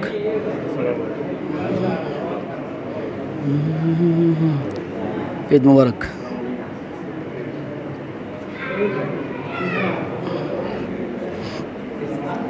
ঈদ মুবারক মুরব্বী। আমার এই কাজ সব না ইন্দি জালি জামিলে এই মুখ ছুড়ো। ঈদ মুবারক। হ্যাঁ ফ্যান এটা এটা দিলে মাইকের সমস্যা করে। ঈদ মুবারক। তাকাব্বাল আল্লাহু মিন্না ওয়া মিনকুম।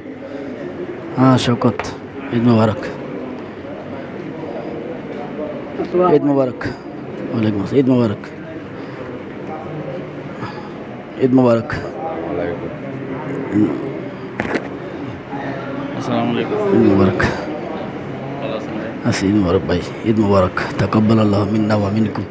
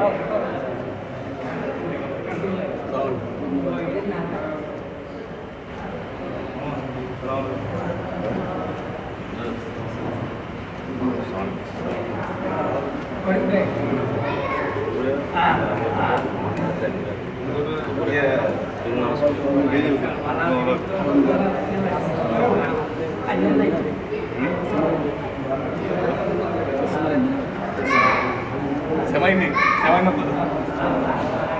Kita harus